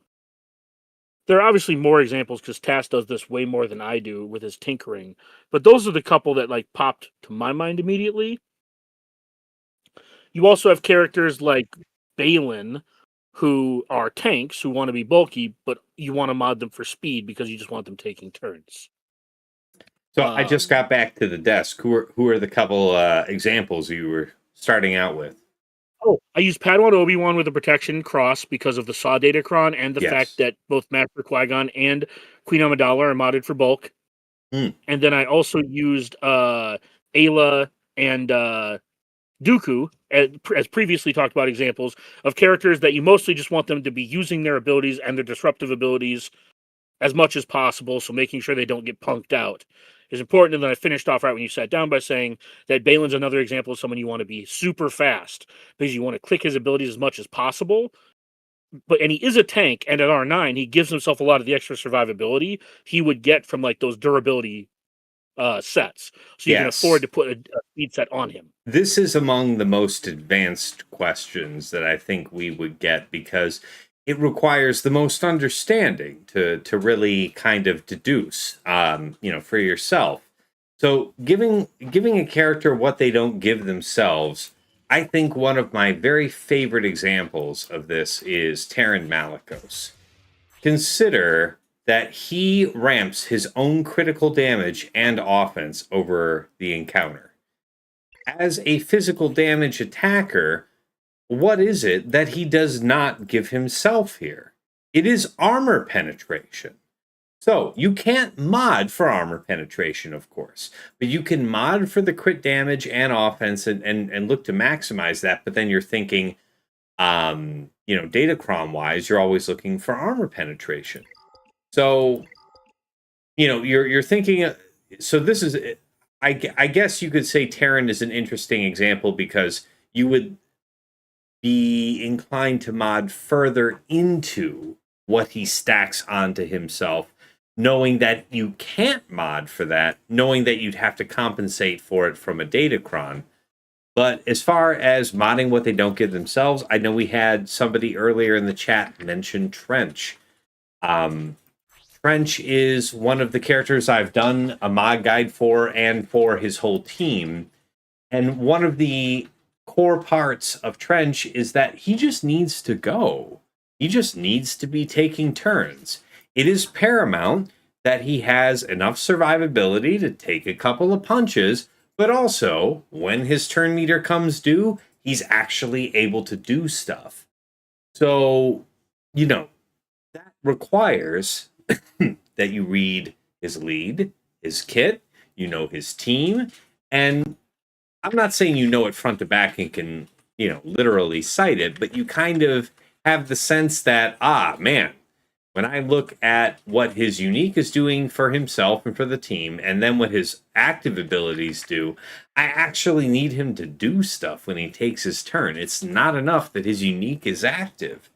So, more than offense, more than potency, all things that he would benefit from, it becomes paramount that you have to mod for tenacity so that he can do stuff. The same way that you actually think about Nest, right? Nest has technically infinitely stacking offense and crit damage, I want to say. And so, what's the only way to super punish that? Just make sure that every time she has a full turn meter bar, she can't do stuff. So that, these cases apply to tenacity, but in general, you should be thinking when you're looking at characters, this is what this character wants to do. And do I need to apply specialty modding to make sure that happens? Like Kat, for example, on JMK's team, just looking at her popping up in front of my eye. Actually, really important that she gets every turn. But why do we not have her in tenacity modding? It's because we have a tank to reliably cover for her. There are any number of circumstances for which you could go right after Admiral Trench. So the tenacity is warranted. She is virtually always covered by GK or Mace. she is protected by a tank. Furthermore, the faster she is, the higher uptime we have on her second special, let alone her first special, which is a turn meter pass, which is very efficient for stimulating more turns out of JMK or whomever you want to swap. So it's complicated, right? But when we look at this character, we see that it is important that she goes. Like it would be pretty disadvantageous if she were stunned. And indeed, as of the time of this recording, there is a datacron for Darkrai where between that and what Darkrai with her Omicrons is giving the Slacker, once Cat gets locked down, she's not likely to do anything again. But tenacity wouldn't help you there. Speed would help you get turns before the lockdown. Defense, health would help you endure the physical damage or the true damage from that scenario. So you really have to be thinking, and this is something that you may have to refresh every Datacron season. You'll have to think about, now that these crons have rotated out, what are the premier matchups for a given team? And it's not unreasonable to at least ask that question for every galactic legend, right? Do I need to consider remodding Cat? Like Dagger, I know that right now, with the Dark Raycron, we're using JMK versus Slacker, and I know that you remodded her for health just to be able to better endure the true damage. What do you have to say about, helping players to intuit when they need to mod for what the character needs, but what is not necessarily intuitive from a reading of the leadership or the character's own abilities? What else you got? Yeah, this is where you said that this is such a nuanced topic that requires like a non-zero amount of understanding of matchups and how the team plays out. You're just a little soft, by the way. I don't know if you're a little far away from the mic. Sorry. You're good. Yeah. This is a good example of what you said earlier about this being a lot more nuanced and having a lot more dependency on knowledge of matchups and how fights play out. Where you're right. I put a health arrow on my Cat, so she's like 365 and like 4 health primaries. Because I wanted her to. And what's the health there at Relic 9? 120-ish, 125. I'd have to double check. Solid number. Yeah, I think we're long since past a meta where you need to have a blazing fast Cat, so well enough. I still have her in the speed set. And that's because, like you mentioned, you still want her to be taking a lot of turns because that's the easiest way to cycle her out of the 2-turn stuns you're going to be facing out of that SLK team. I think also understanding how your fights kind of play out.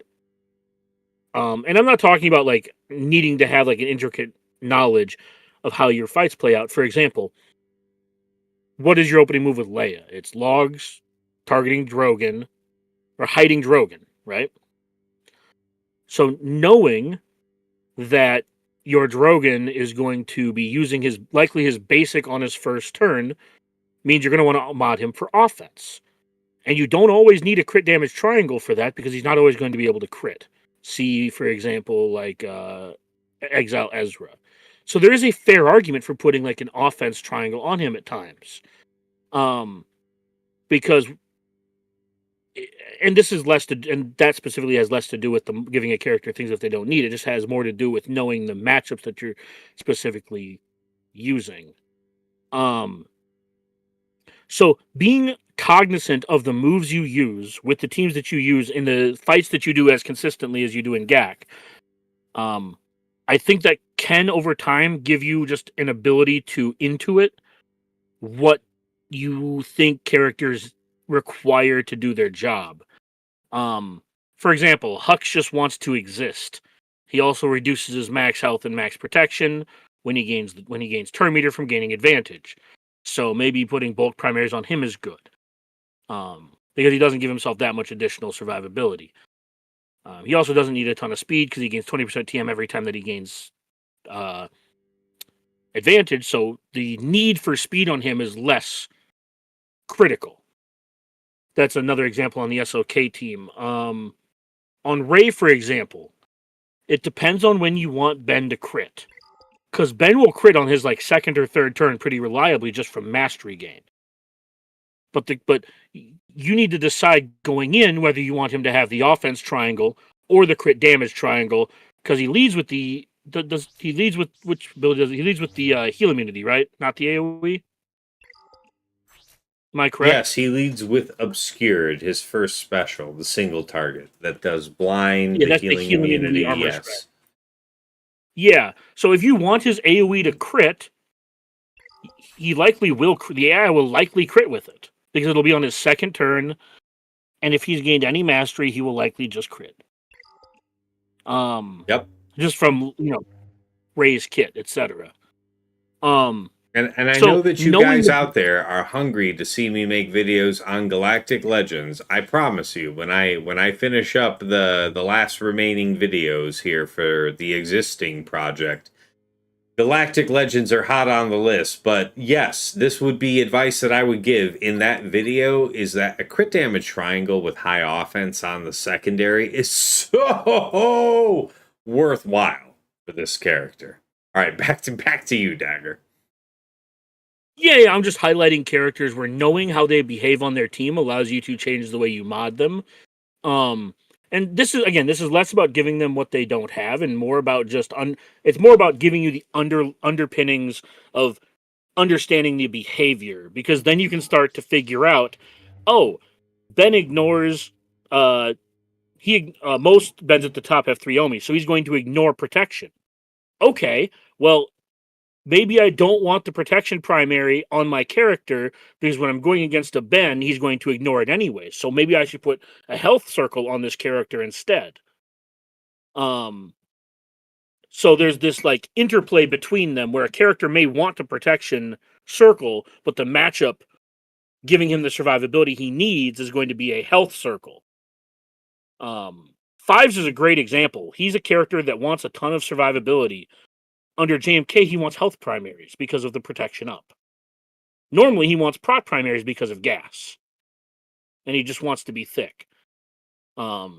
So there are different ways to give characters things that they don't give themselves that can very frequently be matchup dependent. Gas is another perfect example of a character where you generally want a couple of proc primaries on him because he does not give himself a ton of survivability. But as long as you have the crit damage triangle, you're fine because his lead just stacks offense through the fucking wazoo. So as long as you have his crit chance up over like 85%, the offense is not going to be the problem. For who? For him at all. Gas. I guess, but doesn't he gets the 50% crit chance from his unique? Like, I don't put any particular emphasis on adding crit chance. I'm not saying you have to mod it for crit chance. I'm just saying once you get him up over that like 85%, you're going to be fine. The point I'm trying to make here is you want to mod him with protection primaries because he doesn't give that to himself. That's the part I'm highlighting here. You're focusing on the wrong part. Yeah. If he's the leader, he's going to give himself the crit chance. Absolutely agreed. No. This is absolutely uncontroversial to have him in 3 protection primaries. It's a question of, are you wanting to have him in a 4th, or would you prefer him in the crit damage triangle? But aside from that, there is absolutely no other, popular take about that. You might have him in crit damage set or offense set, but those primaries are pretty rigid. For exactly that reason, General Skywalker gives himself the offense over the course of the fight. So crit damage produces value, offense set produces value, and a 2-piece of defense in particular produces a lot of value. Another couple of characters that really care are DR and BSF. Good ones. They generally want health primaries on their cross.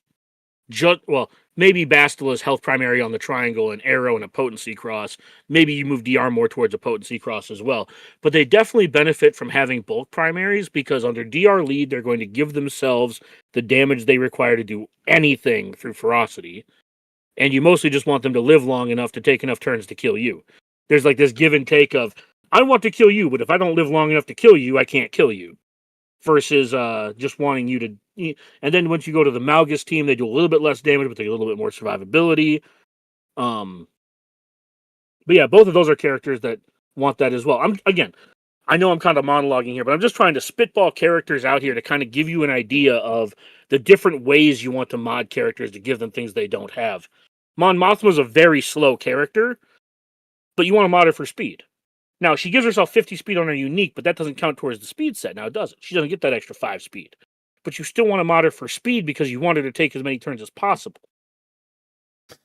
I think it's worth stating as a nuanced note, what is the basis for which you get the 10% speed from a speed set, Dagger? Yeah, so the speed is based off of the first 2 digits of your speed.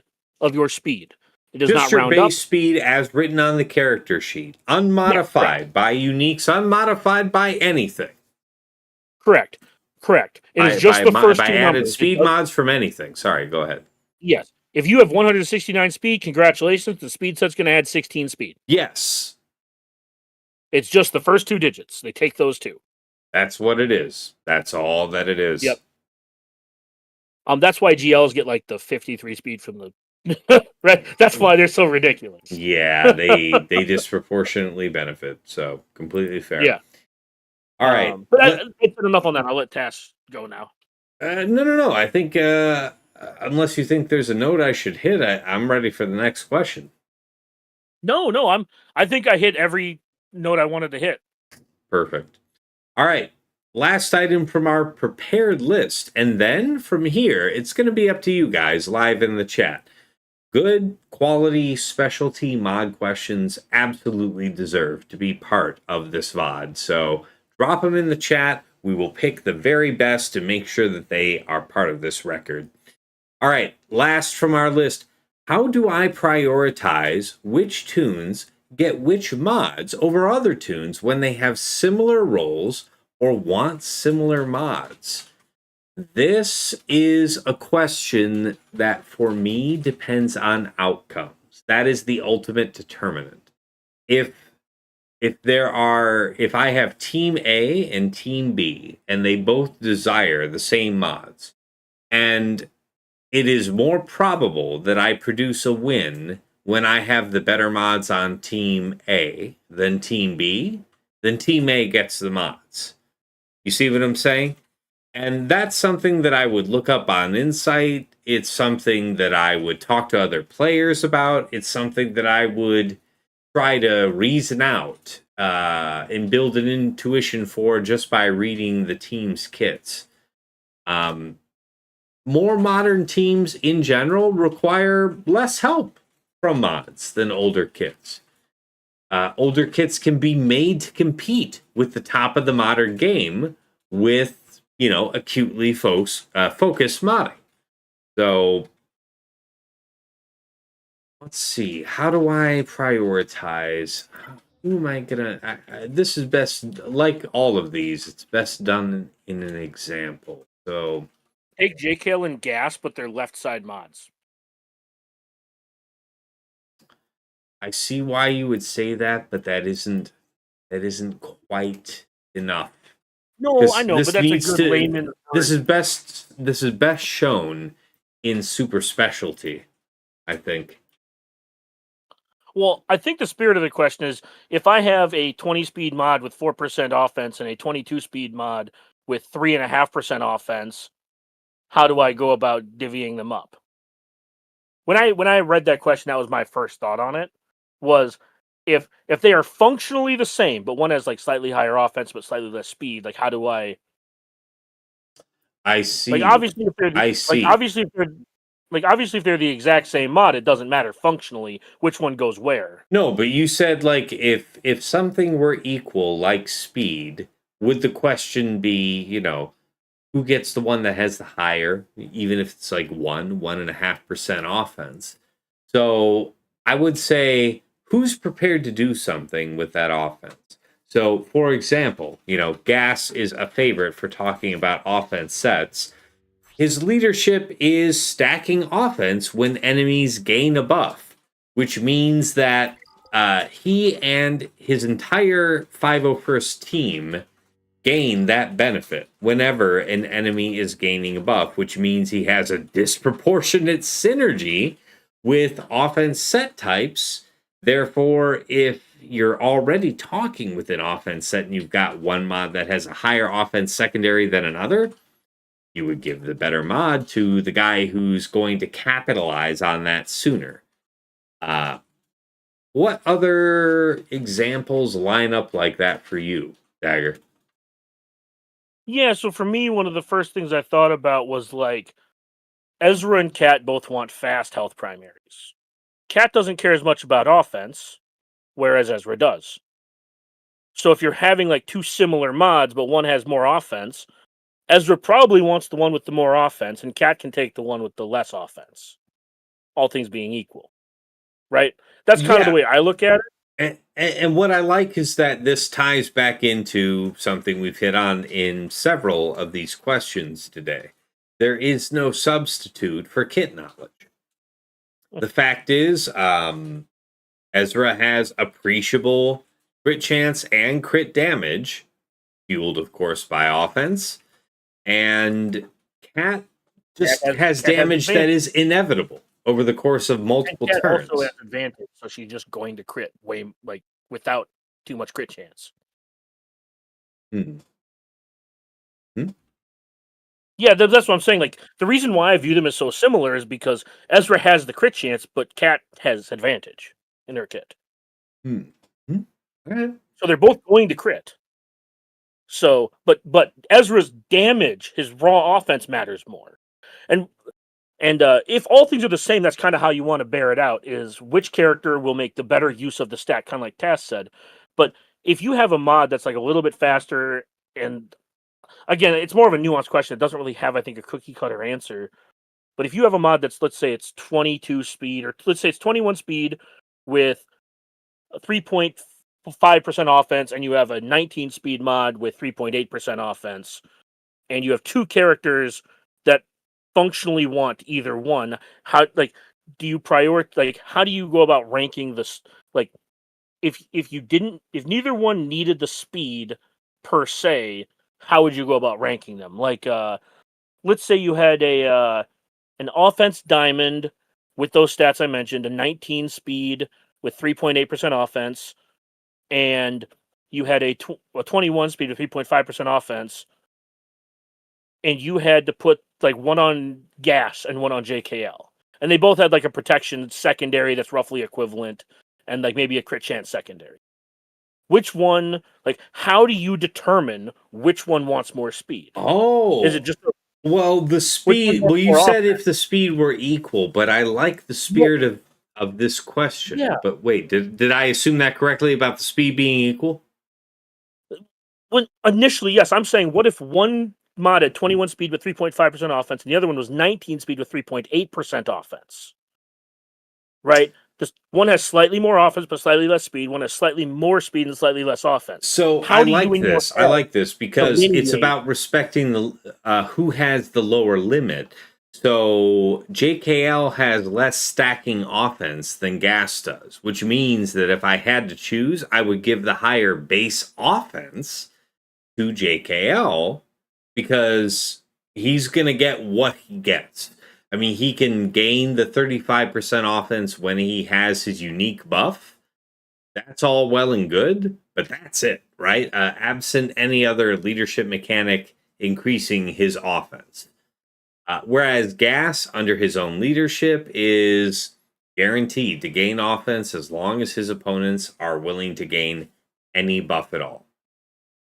Yeah, that was kind of the answer I was more going for, was getting a more nuanced evaluation of how is this character going to utilize the stats, and then trying to maximize both for the utilization, as opposed to theoretically you'd want the more damage on Gas just because he's more of a damage dealer. Yeah, if you're asking, and I like the way that we just covered this because I answered it at first in terms of, just considering a single character, who's going to get the most out of what, compared to, and I chose Gas, compared to, well, what about Gas versus JKL? Well, the one who gets stack offense strictly speaking, needs a lower base. Like, if you're trying to get the most bang for your buck out of JKL, you would have to give him the highest base offense because he isn't going to ramp in the same way that Gas is. So it is about that comparison, and that's an important question. You know, uh, folks ask questions like this as an off the cuff one off in the mod advice chat on my Discord all the time. Is this mod good for X character? Sure. Sure it is. There's no reason why it's not. Compared to who, though? Who would be the next best fit for you? Who would you think is your next best candidate? It should always be in comparison, right? Any of this stuff should be in comparison to the next best qualifying character. So don't think in a vacuum that way. Everything should be like going to the optometrist. A or B. A or B. All right, fair enough. All right, let's check. Yeah. Go ahead. No, I was just about to say, I don't think I have anything else to add. I just wanted to use that example as a way to, like, not bait, but to coax a very nuanced answer out of you. Because sometimes it's a little difficult because you there's a lot of time when I talk to you and, like, not doing anything wrong with this, there's like a presumption, right? Where it's just like X is better than Y, so we're gonna do X. So I wanted to try to, like, create a scenario where you had to noodle it over as opposed to, because you're so good at this, you immediately have an answer. You know what I mean? Sure. That's one of the things it's just the idea. I appreciate that. It's just the notion between looking at just one character versus, like you said, A or B. Yeah. All right. Let's go ahead and move into the viewer questions. So we're just flying off the cuff from you guys from here on out. So let's see what you guys have. Aussie Mike asks, where would you say the bulk of your mod farming is done? In the mod store or on the mod challenges? Let me go back to the base UI to make sure that I'm talking about the right thing. So when you say mod store, I'm assuming you mean between mod challenges and mod battles. No, he's talking about the mod store and shipments. Well, you don't really farm that. You refresh that. Well, but that's what he's referring to. Is what he's asking is, how often do you buy mods from the mod store versus how much do you farm mods from mod challenges? The answer to that is technically both. But I think he's asking how, basically, like, I read this as when he says, "What is your what is it? What is your farming regimen or whatever?" Or no, that was the one before that. Where would you say? Yeah, obviously the bulk of your farming is going to come from farming the actual mod challenges. Yes. Right, because you're just going to be farming 50 to 60 mods per day from there. Right. Depending on, are you putting in the 350s or are you going all the way through the 3100s? You will spend, if you watch Mod Guides 1 and 2, we have talked about how you want to go ahead and put those, daily efforts into mod challenges until you have a full inventory of whatever mod set type you're targeting, at which point you want to fill up on, 200 to 300 of the mod slicing materials from mod battles to make sure that you have enough to just process those mods. About how to choose, how far to take which mods, check out the previous mod guides. We go over that in detail. I'm sorry, where were you, Dagger? Go ahead. But also don't skip the mod store. You should check the mod store as well, because they will have some gems in there from time to time. I do. I'll be honest. From there about once or twice a week. I'll be honest with you guys. I check this every refresh that I can. There are good mods that pop up in here, and I do buy them. I have sat here and refreshed just for shits and giggles 20 plus times on a single day to see how many good mods pop up here. Personally, and I'd love for Dagger to offer his take on this. Personally, I don't see it as being worthwhile to refresh this mod tab, this mod shipments tab. I just don't see it. If you figure 50 crystals to do one of the mod refreshes, 100 to do beyond the first 3. You're thinking 15 crystals goes to refreshing this page to see how many mods where you can't really identify if there is speed, first of all. And second, most of these are not high enough where you necessarily want to bite. What if this mod here, this second mod, this is a crit damage set type with tenacity and potency? There are a number of attackers for which I could see the potency being useful, and this would be cool if the last 2 secondaries were speed and, well, I guess this is pretty terrible because we would want speed, offense, and crit chance. I think there's a much shorter winded answer, which is I agree. I don't think that you should be refreshing this, but I do think you should be checking this. Every store refresh, every natural refresh, check it out. And honestly, I wouldn't spend crystals on it. No, and honestly, you should be checking this every reset you get the opportunity to check it, because I feel like credits. I was telling Tass this. I have rolled 50 to 75 mods per day for the last month. Every single day, kid you not. And my credits keep going up because of all these era battles and things like that. So I implore you to check the store, because if you find a good mod, you can buy it. Because at least, like I said, I think most of us are semi out of the credit crunch, and if you aren't, the raid plus like your arena credits will get you out of there soon enough to where I think that as far as the budget goes for how many credits a mod from the mod store costs, I'd pay $4 million for a mod from the mod store that's good over, almost anything else. Because when you're farming mods per day, I keep like 5 mods per week farming 50 to 75 mods a day. Yeah. Finding one from the store for 4 million credits is cheaper than rolling an entire day's worth of mods. Fair. So I'll kind of phrase it like that.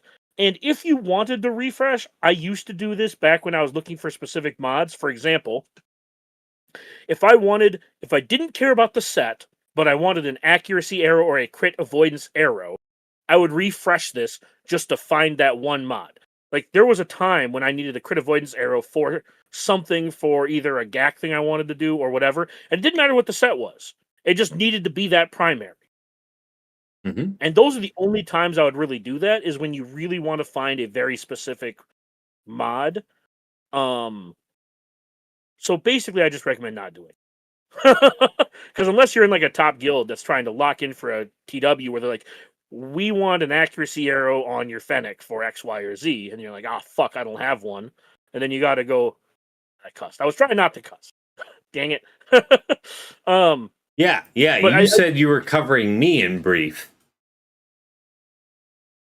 Well, you were just hee-hawing about like 1/4 of the topics I've just covered. I'm willing to get narrowly focused. Whatever. All right, I'm ready for the next item if you are. Yeah, check the mod store, farm mods to the challenges. There you go. Don't spend crystals refreshing. All right. Next viewer question is from Duckstab. Now, he says questions. What is your mod farming regimen first? Second, what is your process for getting rid of mods to stay under the 500 mod cap? And then third, crit avoidance and accuracy arrows. When and for who? So, for your first 2 questions, we actually anticipated your need and covered this in considerable detail in Mod Guide 1, as I recall. So check that out, because we give you the thorough breakdown that you deserve for this question. So I won't presume to waste your time. As far as the third item there, crit avoidance and accuracy arrows, when and for who? Crit avoidance, for me, is about stacking with other with characters who are otherwise having reasonable crit avoidance. Crit avoidance arrow is 35%. 35% isn't really enough for me to think about it being enough. in this day and age. There's enough crit chance to make your critical strikes land on 35.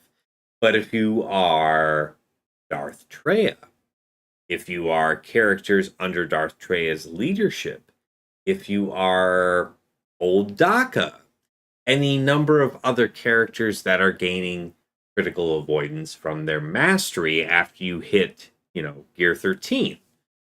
Yeah, there is, pretty sustained value for crit avoidance.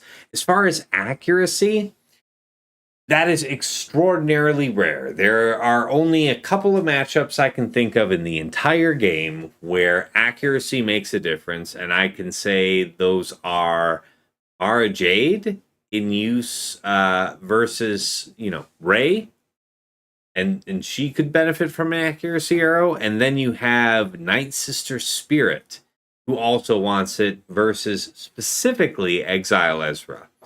So there may be others, but this is a good point for Dagger to add his piece. Yeah, as far as accuracy arrows, I would say have one that's on a speed set and one that's on some kind of damage type, either crit damage or offense. You probably won't need more than that, but like Tass said, there are a couple instances where you want them. I recommend having maybe 2 or 3 in your inventory just for usage.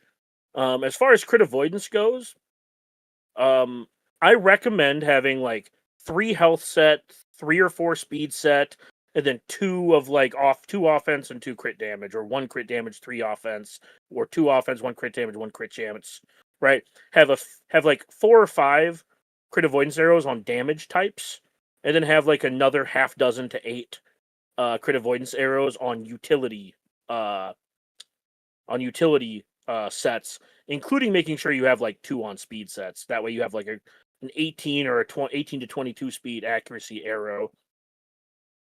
The reason I say that is, or not accuracy, crit avoidance arrow. The reason I say that is because, like Tass said, there's going to be times, there's going to be metas where you're going to want more as opposed to less, and you want to just make sure that you're kind of future proofing yourself for some of that stuff. Because when we ever get crit avoidance back on Krons, you're going to be able to make a lot of use out of those arrows on like things like Queen Amidala and some of these teams where they're already going to be a little difficult to crit anyways. So TLDR, have about a dozen crit avoidance arrows and 2 or 3 accuracy arrows. That's fair. I definitely have probably 4 or 5 more solid crit avoidance arrows that I'm actually using right now, and I'm comfortable with that. I have exactly 0, maybe 1 accuracy arrows that I'm not very much using right now to justify their existence. So fair enough. That's fair. Maybe right. 20. I'm just giving it like a minimum. No, I think that's fair. All right, Dagger, I think that wraps up most of our live questions. I think we're covered here. Do you have any other items that you would like to include in this video? Yeah, there's a comment in the chat that says unless you're a newer player, you can't use your credits on the mod store. Mm-hmm. I thoroughly disagree. I think that if you're a new player, that's the one time you shouldn't be using your credits in the mod store, because you should be using them to roll mods that you don't have. I think every mid-game and on player should absolutely be checking the mod store every reset. Because like I said, between era battles and the Nightfall event and all these other things that give you credits nowadays, the raid, squad arena, the credit crunch, I feel you get out of a lot quicker. So I would absolutely, for anybody who's like 4 million plus, just check the mod store every day. Just check it. All right. You probably won't buy one more than once or twice a week, but check it. I think that's a fair assessment. Most days, most refreshes in this tab, I'm not usually buying. All these 3 speeds, I'm not the least bit tempted. The 4s have to have exceptional secondaries otherwise. The 5s, I'll be a little more lenient on, but I still require at least one other really good secondary to make it worth my time. So, yeah. Check that tab out, though, if you haven't been. But just don't spend crystals refreshing it. Super short takeaway. All right. Thank you, Dagger, for joining me for this video. And I know we more or less just asked you the same question, but, I would be remiss to ask any other pearl of wisdom you want to throw in here at the tail end of the video. Yeah. If somebody tries to give you mod advice, run their hot utils profile first. There's a lot of people who have lots of hot takes about mods, and you should only be taking advice from the people who walk the walk. All right. That's Fair all. enough. And, for my part, this is an ongoing discussion. You're always welcome to pop in on my Discord. There is a link here in the description to this video and all of my videos. So, drop on in. There is a mod advice channel to pop in with your specific questions. But this is a video tailored to specialty questions that come up pretty often. So, depending on your interests, depending on how many new questions come in after this video, there could be a mod guide for. But until that time, thank you all for tuning in. It's been fun. If you're watching this live, thank you so much. And if you're watching the recording, really appreciate your time. Give this video a like if you enjoyed. Hit subscribe to see more from the channel. And until next time, it's been real. It's been awesome. It's been real awesome. Take care.